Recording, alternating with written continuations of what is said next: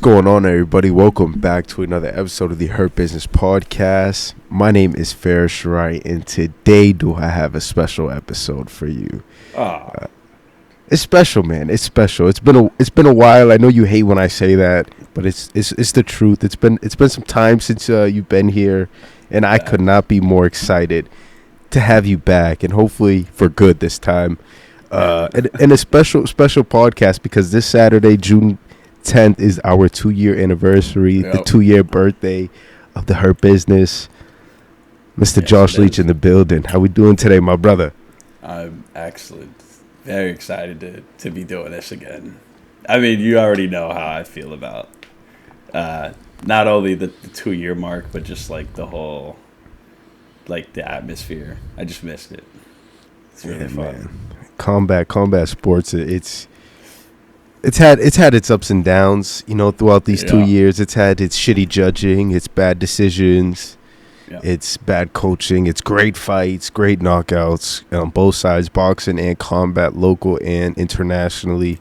It's been a pleasure to cover it, and I can't wait for the next 2, 5, 10, 20 years, however long this boat sails. But today, emphasis on that bad judging. We've had some bad cards this year, huh? yeah. It feels fresh because we had that Amir Albazi, Kai Kara France decision this past Saturday, which we didn't talk about. You want to tell us what rough. Yeah, that was really rough. I mean, two of the judges gave the fourth round to Amir, which makes absolutely no sense to me.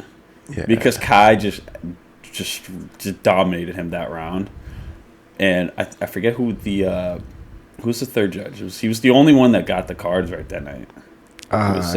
Sal Diamato? No, I think that might be. No, Sal is just a fucking idiot. It was fuck, I forget. I know Chris Lee was the one who had it just way off the Yeah, I don't even know what fight he was watching. Yeah. But it was I forget who else it was. It was shit. It'll come back to me. Maybe I'll mention it later. Yeah, but that was bad. I don't know, especially like Kai, he was just like kind of looking forward to not only win. I mean, any fighter is looking forward to winning, but I definitely think he was certain that he won that fight, and then it just didn't go his way, So that's rough. It's sad, man. But it is what it is. It's the fight business. It's the Hurt Business. It's the Hurt Business. Shit happens, but it can't keep happening.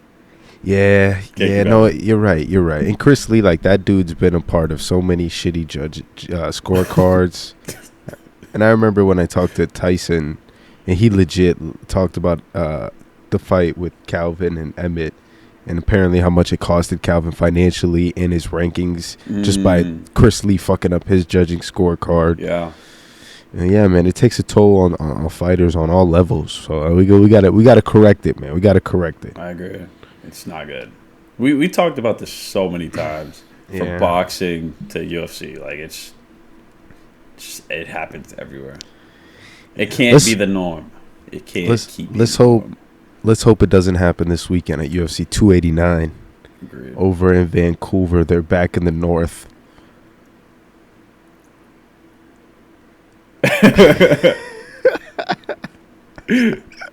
Wait, isn't Vancouver like on fire right now?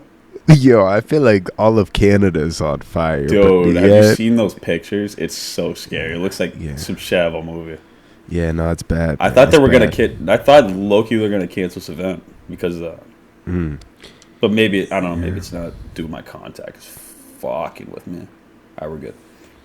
Yeah, even the moon. I don't know if you've been seeing the moon the past few nights. It's been red. Yeah, I'm like, what the fuck is happening? Yeah, Canada, you gotta get it together over there. Yeah, put out your fucking fires. But I mean, the UFC's coming with some fire. Amanda Nunes defending her straps against Irene Aldana from Mexico in a surging gym of Lobos in Guadalajara, and the co-main event, Charles Oliveria, Beneil Dariush. There's a few fun fights on this card that we'll get into, but aside from this main card, is there any fights on the prelims or early prelims that stand out to you? You already know which one. Just think about the one you already know which one I want to say. I already do. Say it for me. Say it for me. Let's see how Chris Curtis and Nazardine. See, this is Imamov. See, this is why you're the best co-host. You just know me. You just know me. Nah, yeah, that's... Aside from a couple fights on the main event, I could give two fucks about this card. It's one of those cards where it's like... You have a lot of good fights on it, don't get me wrong. But it's just like, you're so honed in on like a couple of these, you don't even care about the rest. But yeah, this is definitely one that this should be a main event, if I'm going to be honest. It could be. It could be. These two are just so night or something. Yeah, like these two are so exciting, man, to watch. Nashadid, he's a guy that trains under Cyril Gahn. People don't know. Just a super technical guy, very well rounded, good in every aspect. He's fighting Chris Curtis, who's kind of been, he's been in a couple questionable. he's been in some questionable fights recently, right? That haven't really gone his way. He's kind of throwing a couple temper tantrums. Yeah, boy has he. But yeah, I'm looking forward to this, man. Both these guys are game. Nashadid, I feel like he just has more to offer in the octagon, is just more of a complete fighter, I feel like. But that just never stopped Chris Curtis from making it a good fight. Like, he'll face anybody and make it entertaining. So even if it doesn't really go his way, which I assume it will not go his way, definitely going to be that sleeper fight of the card, in my opinion. People are going to sleep on this one, I think. Yeah, 100%, man. And Chris Curtis, you know how much I love that dude, man. He's just always awesome. In fun fights. Yeah, he's always in fun fights. And I genuinely, not because I'm a fan of him, but I thought he won his last fight against Kevin Gastelum. He didn't get the nod. There was like a controversial headbutt that dropped Chris, had him in a bad position for like more than half of a round. Yeah. So, yeah. The argument could go both ways, but this time against Nazardine, who like you said, is just a beast all around, has all the makings for a classic fight. You win with Nazardine? Absolutely. Yeah, I'm gonna flip the script. I'm going with Chris Kurt. Chris Kurt. You ever see him do that shit? That shit is so like, funny. What are you doing, bro? That's like that? The Randy Orton, like, just... I love it. Yeah. He's such a likable guy. Like, I know I brought up the temper tantrums and stuff, but, like, he's just, like, one of those likable fighters. He's a very humble guy. And he just, like, he just has a bad way of showing, like, yeah, I should have won the fight. If he's, Kai Kara is kind of like, oh, shit, I lost. When he knows he won. Yeah. He's just like, fucking throwing up fucking middle fingers and shit. Going on social media and beefing with, like, fucking accounts that have, like, 2 followers on them with, like, a Khabib fucking profile picture. Like, bro, what are you doing, bro? Like, yeah, but... Yeah, he definitely gives the trolls time on Twitter. Dude, too much time. Like, you could be watching footage. You could be watching the fight, and he's just beefing with, like, fucking 8-year-old kids. Yeah. And it goes on a long period of time. Like, after he lost to Calvin, it was like for like weeks and weeks of him responding to people on Twitter talking about, I won that fight. No, yeah, he didn't drop it.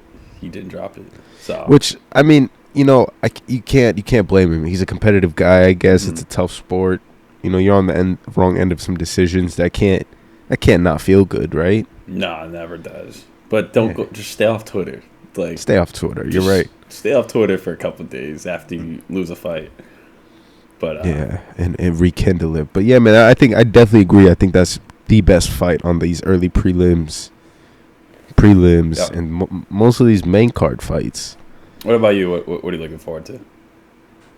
I was gonna say that exactly. Oh, that one. I mean, yeah, that's like the only one. They have another kid up there. His name is the Mongolian Murderer. I have no idea who this kid is, but I'm tuning in. Mongolian Murderer. Yeah. Don't even ask me how to pronounce his name. Don't even do it. Should I do it? You make me do it. Is it Ariel Hawani? He's fighting Ayman Zahabi, but his name is Ari Killing. Oh, okay, the dude from China. Yeah. Yeah. The Mongolian murder. That's all I needed to hear, bro. Wow. I'm tuned in. Good luck, Ariel. Good luck, Ariel. That dude looks identical to Ariel Hawani. Does he not? Yeah. It's I'm gonna have to get a DNA test to Ariel. Just send this clip to him. Just chop it. Just send this clip to him on IG. Yeah, like, Ariel, I know he gets that shit all the time. Oh no, I bet with every fighter, everybody that's just like bald with a beard from Canada. Yeah, exactly. But yeah. All right, Bing. Let's get into this main card, man. There's the real outside of that Nasruddin Curtis fight. The real juice it lays up here at the top. It lays with the title. It lays in this main event. Maybe the co-main, but the main event is super interesting. Let's start there. You have Amanda the Lioness Nunes taking on Irene Aldana. And originally this was supposed to be a trilogy. Juliana Pena fell through with a broken rib. So in steps Irene Aldana on like 5-6 weeks notice or something like that. And like I said at the top of this preview, Mexico has been stealing MMA recently. All the top dogs in most of these divisions just so happen to be Mexican, and they're really making some noise here. And Aldana could be the next example of that. So how do you see this fight playing out? Smash? Man of Nunes. Man of Nunes. I don't know, man. Man, it's just kind of... You know what's crazy, too, is, like, Irene's very similar, like, stature-wise. I think they're, like, very similar, like, in height, reach. Let me see. Same age. Irene's a little bit taller, just by an inch. Same exact weight. So, same age, same length, everything. But, I don't know, man. Amanda Nunes is just on top. Like, she's just better than every other fighter. She's not even a true 135. I mean, think about it. All these other girls, they come in and they're cutting weight at like maybe like 140, 150 maybe. And fucking Amanda Nunes is just like cutting down like 25 pounds. And then she's going to come back in the fight like 20 pounds heavier than every other fighter. Yeah. Which is what makes her like so hard to deal with, right? It's because like you have to deal with that, the fact that like she's so talented, she's so gifted inside the octagon, but also she's just like a force to deal with because of her weight. And it's a cheat code. It honestly is. It's unfair in a way. But I don't know. Irene, definitely a good fighter. Very scaled on the feet. Excellent boxing. I mean, just kind of has everything. Excellent boxing. But where is the ground game against Amanda Nunes? Like, how do you deal with that, bro? You're right. But I just feel like Amanda, she just, like as of recently, she just hasn't been like an aggressive ground. I'm trying to grapple with you. We've always seen her as like stand up, I'm gonna smack you around.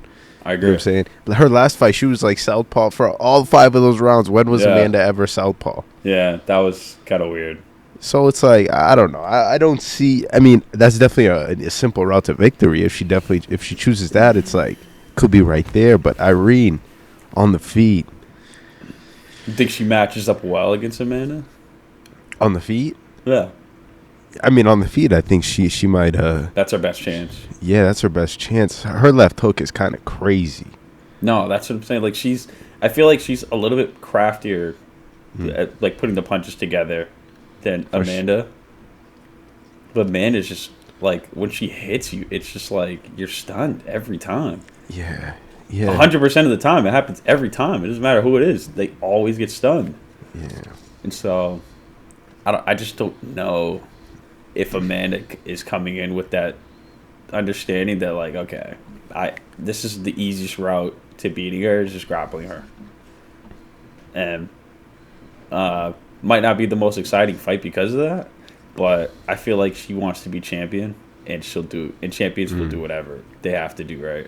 They don't care if it's a boring fight. I mean, just look at Aljo. He hasn't had the most exciting fights recently, but he's winning. Can't deny that.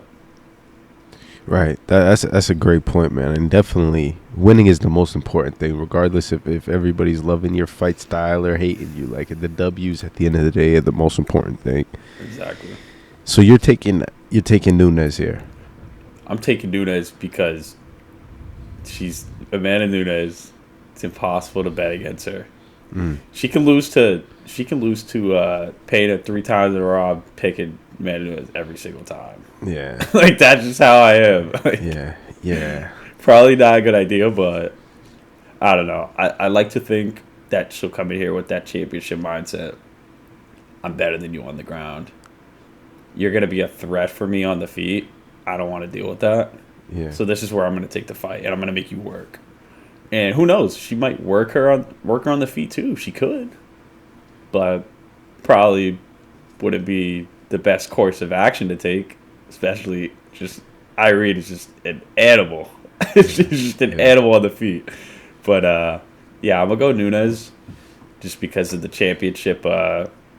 She just has more championship pedigree. Just more time in there with champions, and just like more time being a champion. Definitely plays a factor as well. Yeah, that championship experience is a real thing. Irene, this is her first shot at some gold. This is the biggest fight of her life right here. But to her advantage, she's been preparing for Amanda for how many years now? How long has Amanda sat at the top of this throne? And everybody else, Irene and everybody else, have been looking at the top and seeing Amanda that style. That's a good point to make. That's an advantage for Irene, and that's not to discredit Amanda, but she's had to prepare for Pena twice, Holly Holm, and all these different people like throughout the years. And Irene just been sitting back like a lioness, and like, I might come through and snipe the queen lioness herself and steal her gold and be back to back for Mexico. Yeah. Crazy, man. Crazy. I'm kind of... Mexico's watching. Dude, are they watching? You bet they're watching. Not only is Canada on fire, my friend, Mexico is hot, boy. God. Mexico's hot, man. And I'm kind of rooting for that. Part of me thinks Amanda's just too dominant, but another part of me is hoping that Irene does the impossible and shocks the world like Alexa Grasso did a few months ago, steals the belt from the Lioness. That was crazy.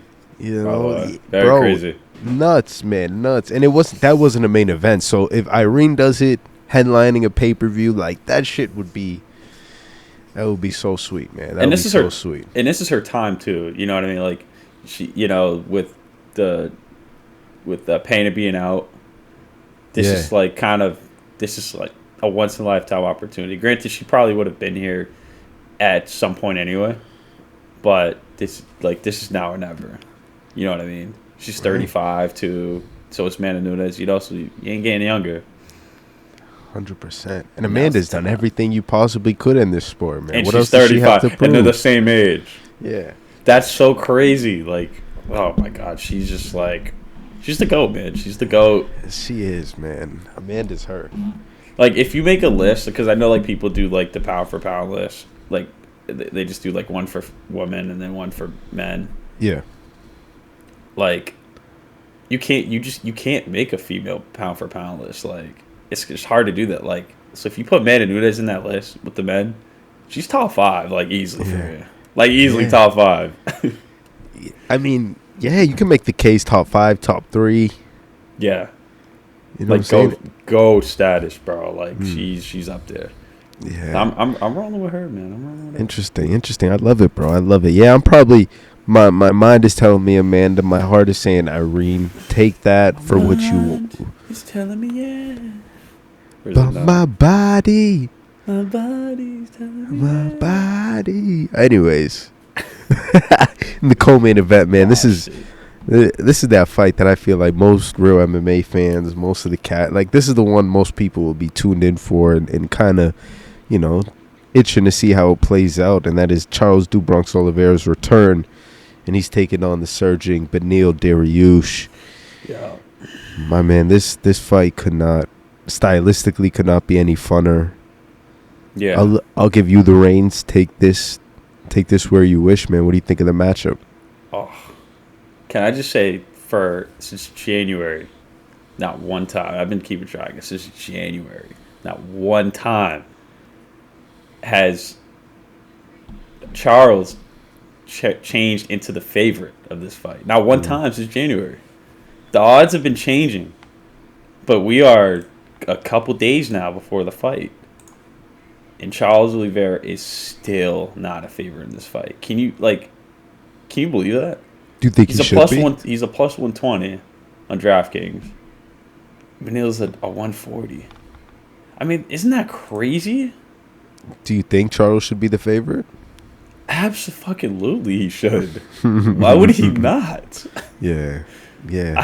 There's nothing that, like, and this is nothing against Beneil. Beneil is definitely deserving of this fight, 100%. But there's nothing that Beneil, like, I mean, he fought what's his face, the Gamrot. The Russian meathead. He beat him pretty convincingly. It was a good fight. But there's nothing else that just screams, yeah, I'm the favorite over Charles Oliveira after what he did. After this title run he went on. Like, that's so crazy to me. Yeah. Like, he beat Chandler bad. Knocked him out.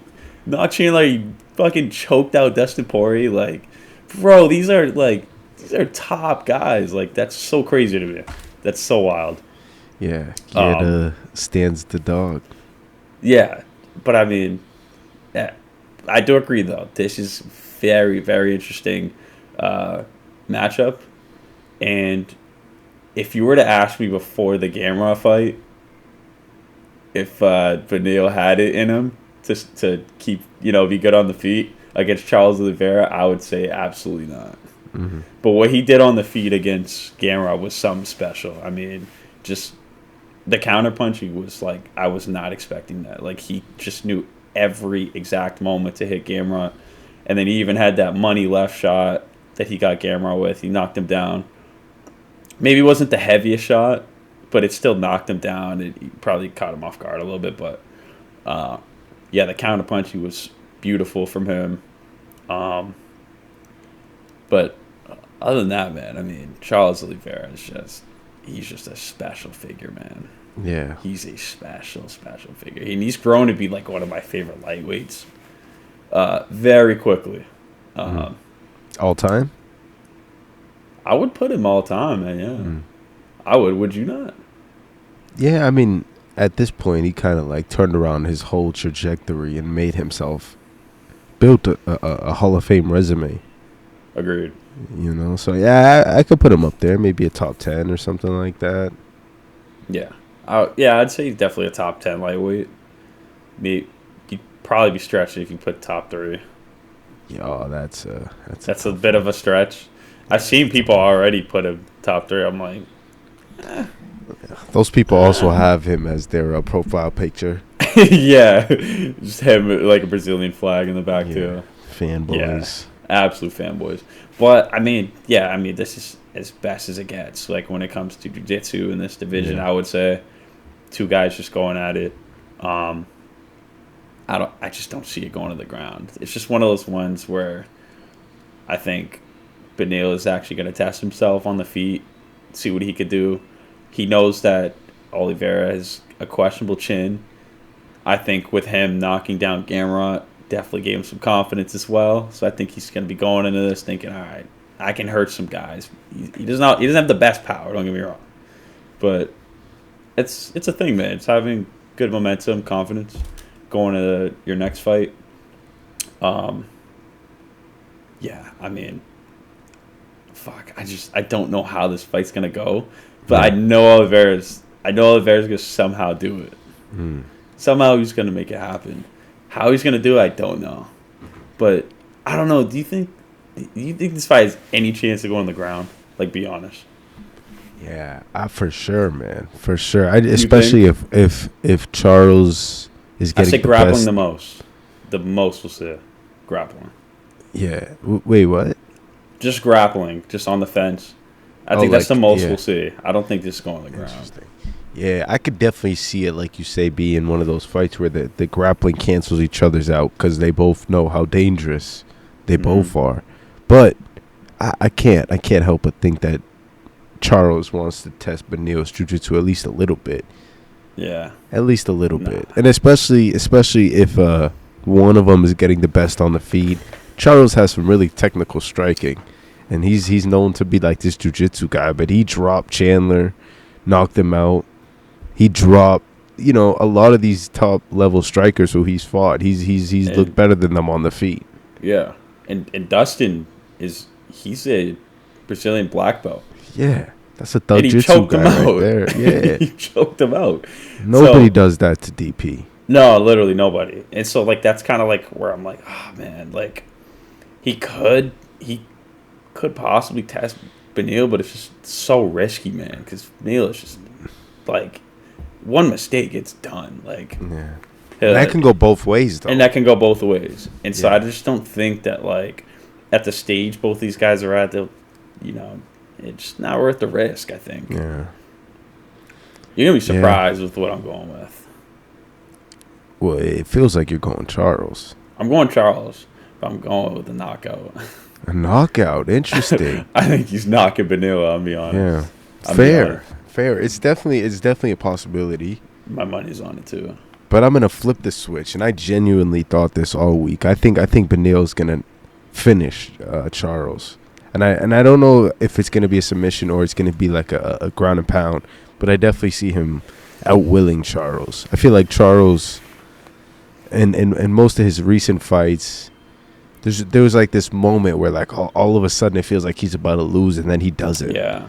And that's credit to him. That's props to Charles for like digging down deeper than anybody thought he could and finishing a fight. But I guess a guy like Beneil, that's a killer, man. If he gets you there, I just see him finishing the job. It's a tough job to finish. It is indeed. But I'm gonna go with Beneil, even though it's so easy to dislike him. It's so easy. Like following, huh? No, go ahead. Following him, like just seeing like the stuff he says, like. Yeah, he's crazy. A great fighter, great, unbelievable, talented fighter, and just easy guy not to like. What were you gonna say though? Easy guy not to like. Yeah, it's just you hear his post-fight interviews, you hear him in some interviews, and he's a nice dude, but he's just a little bit weird, strange fella, a little strange. Yeah. I mean, I don't know. I have no reason to go with a knockout for Charles Oliveira. I just don't think he's going to submit him at all. And I don't think he's getting submitted, even though you think he is. Charles? Right? Yeah. I think he'll knock Beneil out. Has Beneil ever been knocked out? I don't think so. I don't think so. Oh, yeah. He's been knocked out before. And quick, Alex Hernandez. Oh. You know what? You might be honest. You might be onto something. That was a bad one. You might be onto something. All it takes is one, right? Is one. And then the rest come easy. Yeah. You just solidified it for me. Yeah, I'm sticking with the knockout. You got Charles. I got Beneil, man. It's fun. These two at the top here are really high quality, high chess match type fights. So I'm super pumped for. Contenders for the belt, man. Yeah, real talk, man. Especially if Beneil wins. He got to be next. And if Charles wins, especially in dominant fashion, if he gets to finish like you predict, you gotta give him the shot next. Yeah. Even though, popular demand is against him to fight Islam again, he'll have to deserve it. Islam just sitting on his throne, just like chilling. Right. When was the last time this guy's even fought? Yeah, this has been like a year at this point. He fought Volk a few months ago. But that doesn't count. Like, yeah, it's not like it doesn't count. Yeah, it was a charity fight. You see him on Instagram, like riding dirt bikes in the mountains and shit. Oh yeah, he's a dickhead. Yeah, I'm like he's announce a fight. I respect it. He's definitely waiting for that October Abu Dubai card, just patiently. Yeah, absolutely. He's the champ. He should, man. Enjoy the top of the mountain. I liked him more when he wasn't champ. Why? I don't know. It was just fun watching him build up over like the course of like a year and a half to being champion. Now he's just like, I don't know, just lost the touch. Now I'm just looking for the guy that could test it, which would probably be nobody. Yeah, for being honest. Could be Beneil, man. Could be Beneil. Could be. Who knows? Moving on to the rest of the fights on the main card. We'll be quick with these ones. Mike Malott is taking on Adam Fugit in the welterweight division. Hometown guy versus Adam. What do you think about this one? I don't fucking know these guys. Yeah. I seen Mike Malott's past few fights. He's kind of a new guy on the scene in the UFC. And I was really shocked to see his placement on this card. It's like, you weren't expecting him to get the nah card. I mean, I expected him to get a fight on this card, but definitely not this high up. Like I thought like the Nasruddin and Chris Curtis fight should have been in this slot. Yeah, I agree. It should be an easy switch and a no-brainer. But I mean, who knows? We'll see how the reception is to the Canadian crowd. They might lose their mind for this guy. Who knows? Who knows? The UFC knows what they're doing. But he's looked good. He's looked dominant. So I know he was really itching for a fight. He could have gave him anybody. He seemed like he was down to scrap with him. And Adam signed the contract. Adam Fugit, who I'm not too familiar with. I think this is his third or fourth fight in the UFC. But yeah, both of these guys are just finishers as well. These guys have just a bunch of knockouts and shit on their resumes each. So probably just one of those. Yeah, probably finish. Just one of those. Those are usually always exciting, though. It's like guys you've never heard of, and they're just like, oh, this guy's got like 20 knockouts. He's like 20 fights. Like, okay, I'm game. Could be one of those, man. But moving on, you'll definitely know these two guys. Dan Ige taking on Nate Landwehr, and this could be another barn burner on the card. This could be an instant classic potentially. What do you think about this one? And Dan needs a win, right? Like pretty bad. So, I mean, hopefully he gets that 50K. I mean, that's it. That's his name. he's living by it. Hasn't really been 50K much lately, but you know, it's all ups and downs in this sport. And I mean, look at Kevin Gastelum. He just completely turned his whole thing around. Now he's back at welterweight. Oh yeah. Who's like? I'm about to get off topic. Let me not even. Yeah, that was. I was about to say something. And I just gotta completely get off topic.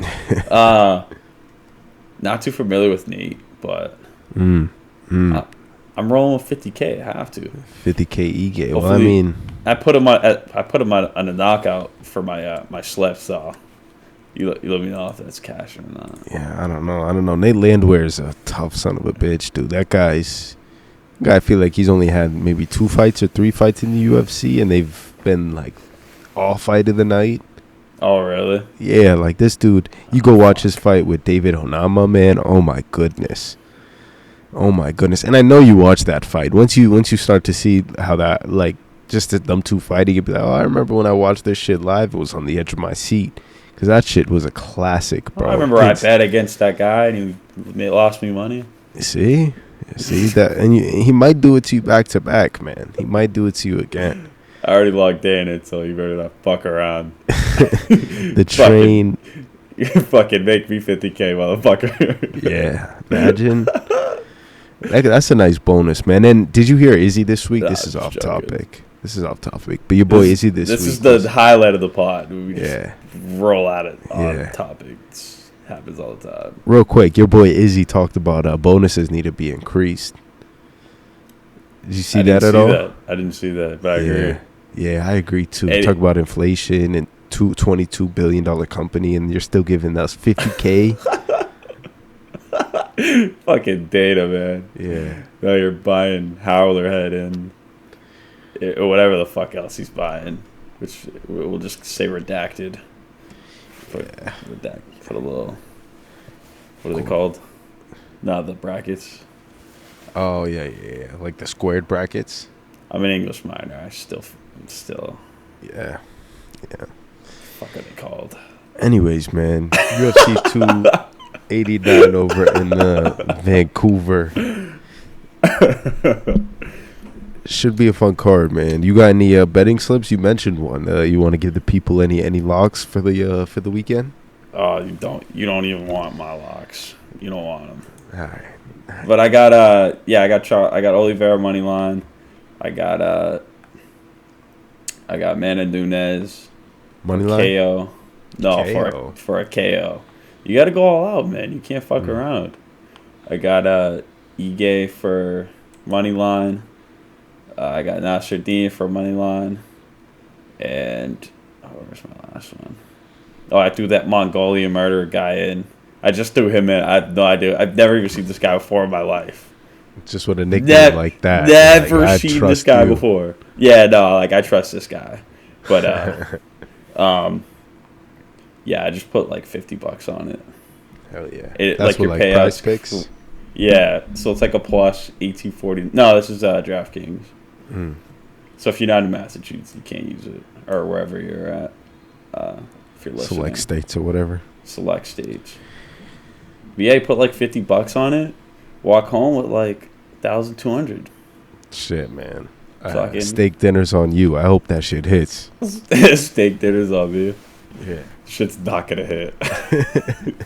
Shit's not gonna hit. Yeah. Who knows? But it's always fun. It's always fun. It always makes. Well, yeah. I can't really say that. It's not cool. Gambling's terrible. Yeah. Gambling's a fucking terrible thing to do. But like, I don't know. It just makes watching it more enjoyable for me. I don't know how to explain it. It's just like sitting on the edge of your seat, just watching the fights. It's like I know you have money on the line. Yeah. I don't know. See, it definitely brings a different like aspect to watching a fight, because as soon as you have some like financial investment, it's almost worse than like emotional investment at that point, because you know what I'm saying. You're deeper. We're going too far now. I don't know about that. That's why, but that's the point why I stopped betting on fights, is because like I stopped enjoying it almost, because it turned into like I gotta win this money instead of like, wow, let's watch these athletes kill each other, try to pull the impossible. You know what I'm saying? Nah, you could definitely be both. You could. You just gotta think like, okay, like there's probably a 0% chance that this slip is gonna hit. Yeah. And you're good. Yeah. Like that. You're you right. just gotta have that mindset that like Vegas is going to win tonight, but I hope they don't. Yeah. I love seeing Vegas lose, man. Oh yeah, it's the best thing ever. Speaking of the best thing ever, Josh Taylor's back this weekend against Tia. Can we mention, just before we get to that, Khalil Rountree's not fighting. Who? Khalil Rountree. Fight got canceled. Yeah, I think it got postponed. I did see. I was looking forward to that. Yeah, I'm always looking forward to a Khalil Rountree showing, man. And he was fighting a guy in what's his name, Dawkins, Chris Dawkins, who was moving down from heavyweight. So it's like a lot of interesting factors in that matchup. But I think it's just postponed, right? They're not cutting it. Yeah. So it'll be on the next, maybe the fight night or something. I haven't checked it. Yeah, I think they gave it a date in the next few months or so. I for sure seen it this afternoon, but it slipped my mind that it was even on this card. Yeah, that shit got postponed. It looks like. Damn. Yeah. Let's see. I'm not seeing it in any events coming up. Yeah, we'll see. But it's crazy. I was looking forward to Khalil, man. For his last two wins were a teep kick, he shattered a guy's ACL, and a fucking soccer kick, bro. Yeah. Like, he's on a roll with the fucking, like, bro, he's doing career-ending, like, shit. Like, it's crazy. Yeah. The power on that dude's. I haven't seen that guy fight since he kicked him in the knee.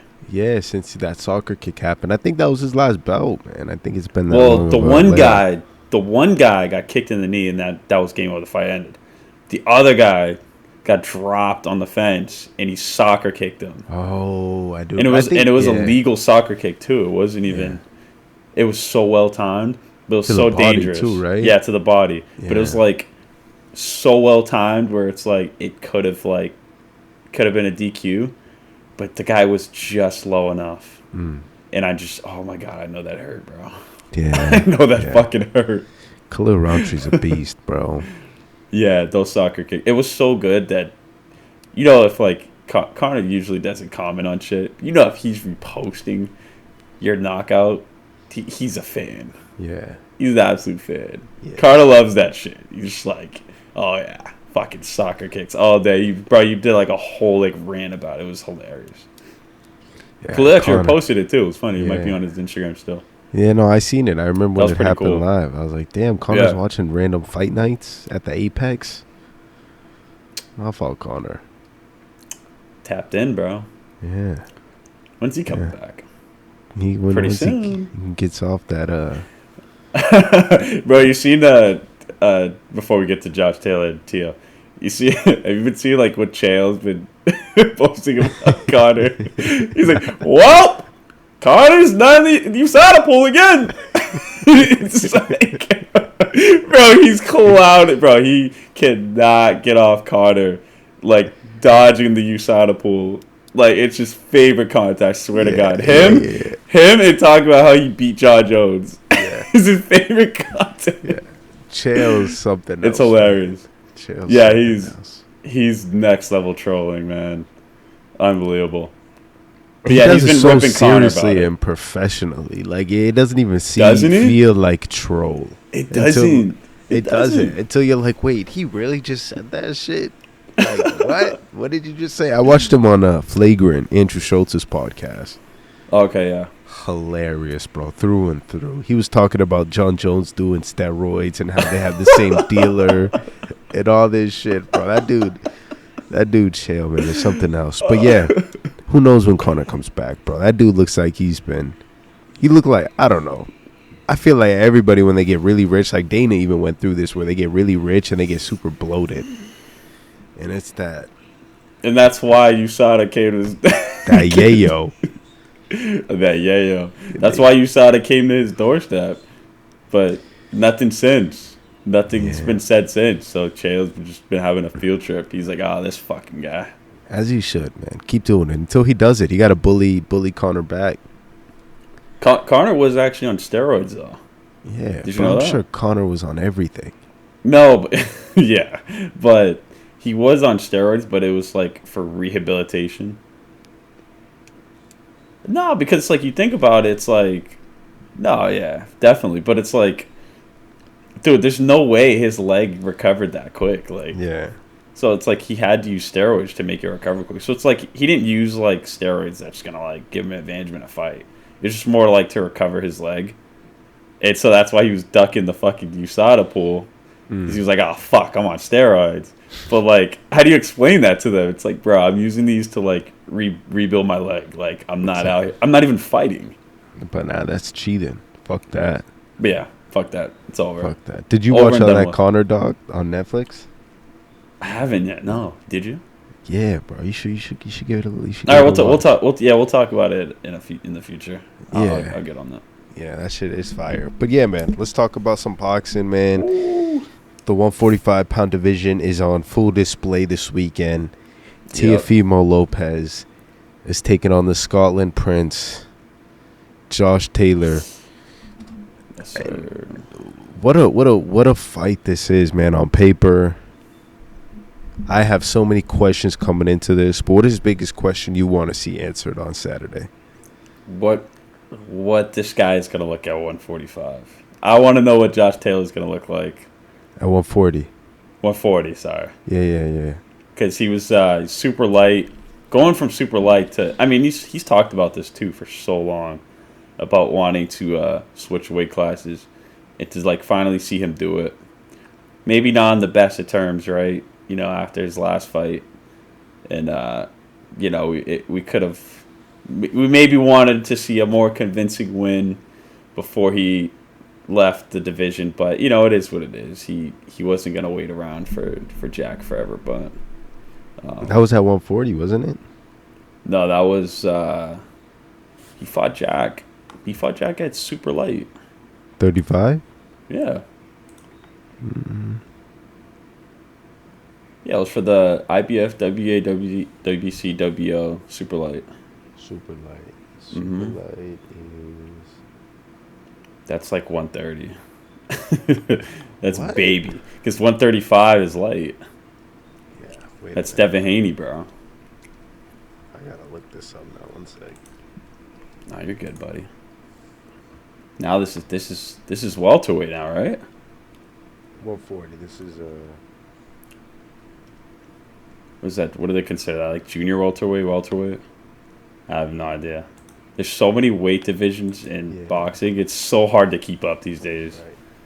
They have like a 140, 142. I think it's junior welter at that 140. Okay, yeah. So it's junior welter, yeah. So he's going from super light to junior welter. Now that Josh Taylor versus Jack Catterall was at 140. So why do they call it a super light? Does it change, like, have the parameters changed? Light what? No, because super light is 130, right? Super light, yeah, is 135. So like, why did they advertise it as a super light? And then I think it's junior lightweight or light welter. Anyways, regardless what it is. Yeah, besides what the point. It was. Yeah. They're at a different weight class for the most part. Teofimo for sure. But he's only been here for like what, 2 fights? Yeah. This is super early in T.O.'s 140 career. But yeah, left that Jack fight on bad terms. I feel like people wanted to see a rematch for that. I agree. Didn't you? I feel like we talked about wanting to see that again. Yeah, I feel like that's definitely a fight that should have happened again. But I don't know what his deal was. He just like, fuck this kid. I beat him convincingly, which is like a little concerning for me because it's like, you really didn't. Yeah. It's a thing that was over like that was like a year ago. Crazy. A year and some change. Like, that's crazy. Time flies.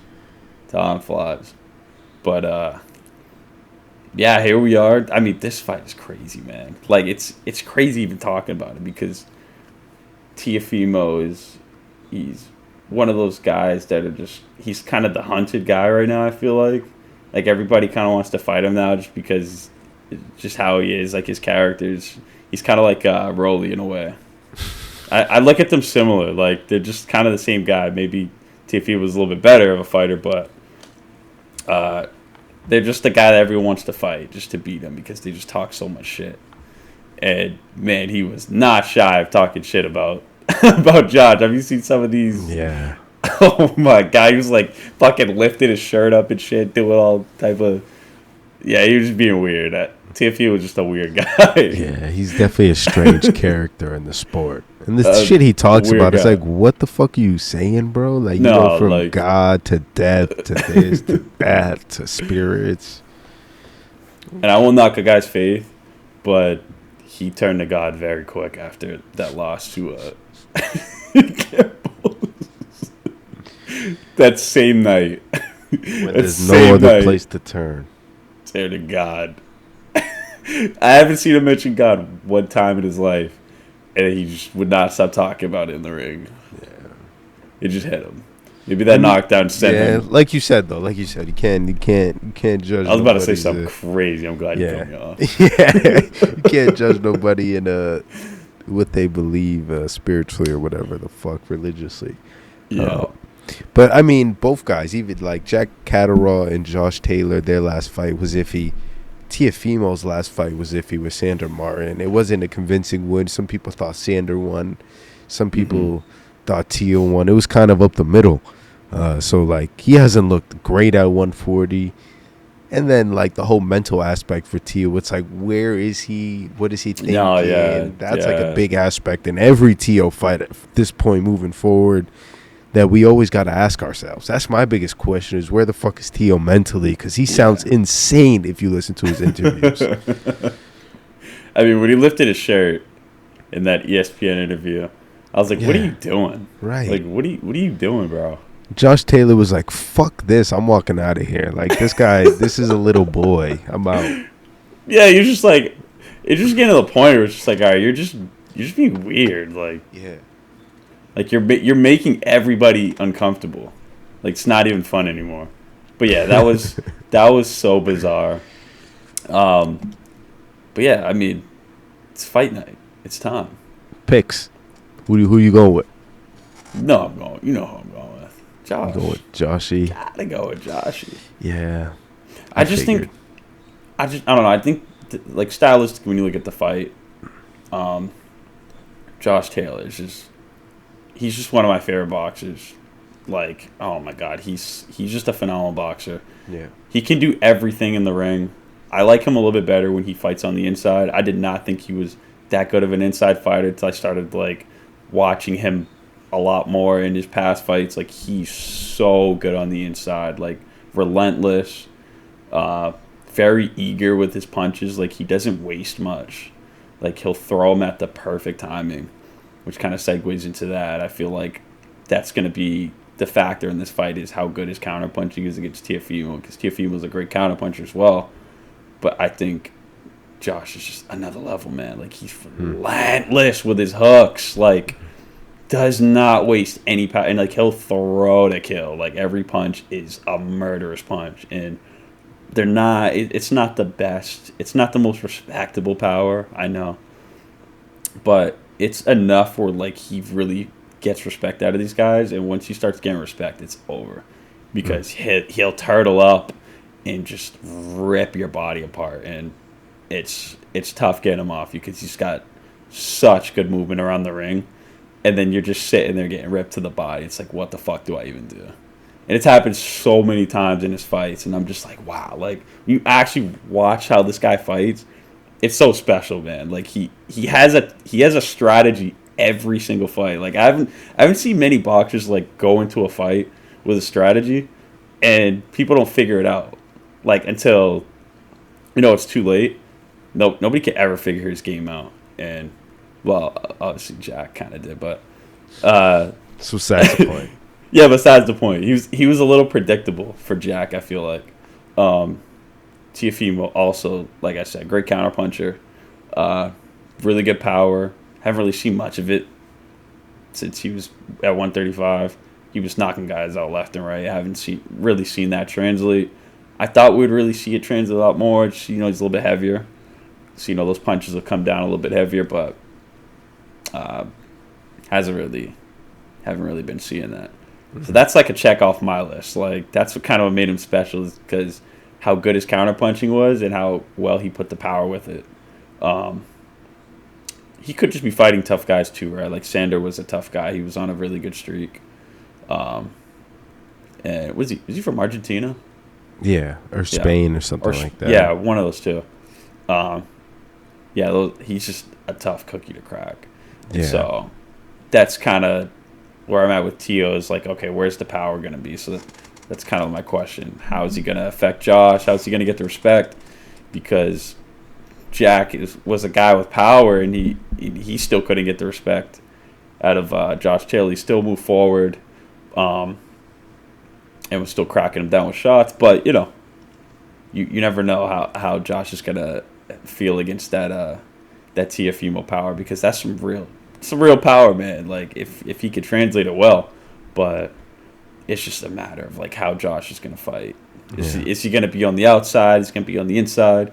He has fights where he'll do both, or have fights where he'll kind of just stay on the outside like he did with Jack. Which I think, I still go back to that fight. I'm like, you should have just fought him on the inside. You were doing so well. Hit him to the body. Like, why didn't you just stay with that? And questions, man. Just questions and questions. Yeah. That's all it is. Just questions. Like, what if? Yeah. Hopefully we have none of that in this fight. Hopefully it's a good, clean fight for both guys. We kind of see where their skills at together. That's what I'm expecting, because I don't want there to be. I don't want to see another controversial fight. I'm tired of these controversial boxing, like these super fights that are just controversial. Like, I want to see both skills get displayed. I want to see Teofimo fight off the back foot. I want to see that legendary right hand that he is so well known for. I want to see those hooks from Josh Taylor. I want to see him rip to the body. I want to see the inside game. I want to see him cut him off. I want to see everything. This is. I'm tired of these fights not, Yeah. coming down to be it's a little difficult though, because like whenever a fight is so good, like two guys are so high level and the fight is so close, they just that's what usually that's what happens. usually makes the controversial decisions.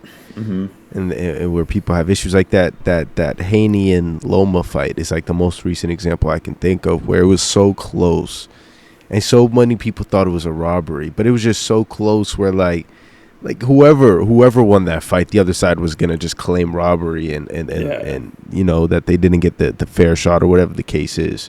So I think that's inevitable, man. The controversies it's just gonna happen whenever you have two highly skilled guys scrapping, Mm-hmm. But with that being said, man, this fight is definitely some of the best guys at 140 getting in there and clashing. I mean, Josh Taylor, man. You going Josh? I don't know, man.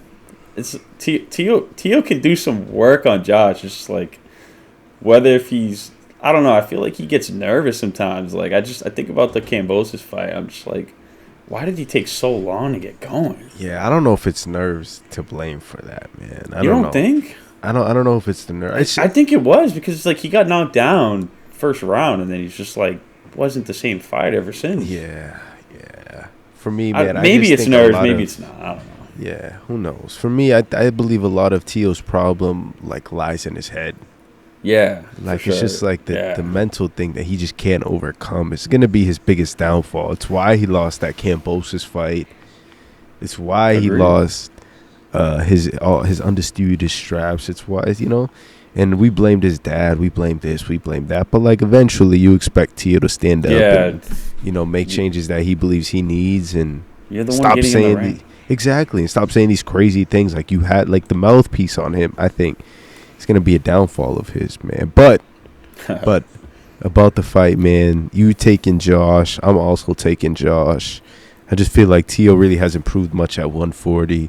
Where we have seen him, he hasn't displayed anything that tells me I'm the best at this weight class. I'm the best in the world. And Josh, I think Josh Taylor's he's done it over and over again. His last fight was a controversial one.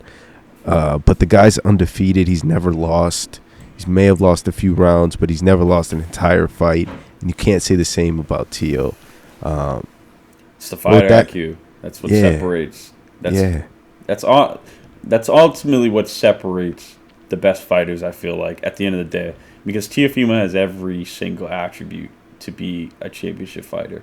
But it's just sometimes the ring IQ is not there. Yeah. And Josh Taylor he's just a ring general. He knows exactly what to do, when to do it, and he gets the job done. And that's what it comes down to. Who's got the ring IQ? Yeah, I would take advantage early. I think Josh steals that department, man. Josh is so much more advanced in terms of ring IQ, and that's another reason why he could win. But like, part of me is hoping Teo come into his form at 140. I feel like with the different divisions, like people can show different versions of themselves. They turn into different fighters with weight. So I'm part of me is hoping Teo. It's like a resurgence for him. He shows that. I'm a real 145. I'm a real 140 pounder, and I belong at this weight division. I've been sucked down at 135 for so long, and I'm a big boy now. And so tell Dev Haney come see me after I whoop this Josh Taylor's ass. And it's a possibility, man. It's a possibility. That's what part of me's hoping. I would rather see Josh and Haney get in there. That'd be crazy. Two of my favorites. That's me being biased, though. Yeah. So, but I agree. Yeah. I'm taking Josh. Damn, you're going with Josh too? I'm very surprised. Yeah, man. The mental thing behind Teo is just it's alarming. Concerning. Yeah. It's concerning. Borderline concerning. It's very concerning. Not borderline. That is very concerning. And like, I don't know, man. You just hope he gets some guidance. Yeah. Switches up the counts. But, who knows, man? He's only 25. Like, the kid's fucking young. Yeah, it's crazy. But that's another thing too. Josh is 32, so it's got an age factor on him. Not that it matters at all. But going back to like kind of what you said too, it's like it's like we want him to be on his best behavior, right? Like we want a good fight. I don't want to see Josh Taylor dominate him for 12 rounds. I don't want to see that. Right. It would be fun, but I want to see Teal. Yeah, I want to see Josh Taylor tested, man. Like, this is like some of the best fighters we have in this division. So, you know, especially if you want to put yourself on notice, this is a must win for both guys. So, yeah, I mean, yeah, like I said, I'm always expecting a good fight. Of course, I'm gonna go with Josh. Gotta have a winner, but I want to see him tested. I want to see Josh Taylor get tested, and I think Teo can. I think he can test him. I think he can test him. He has the reach. He has the skill, man. Like, he has the power to make this a close fight, and you know, he just has to put the IQ together, man, which he just really hasn't been doing lately. Yeah. Like, he's been. I ain't better than him, but it's from a spectator standpoint, it's concerning. Yeah, you're supposed to get better. I feel like with Teo, sometimes it feels like he's getting worse. Probably his pops just barking in his ear, bro. Yeah. Don't His make pops. Yeah. I mean, we want to blame his pops, but like I said, man, at some point you would hope. No, I just had to go back on that, dude, because his pops is so fucking loud, bro. So fucking annoying, man.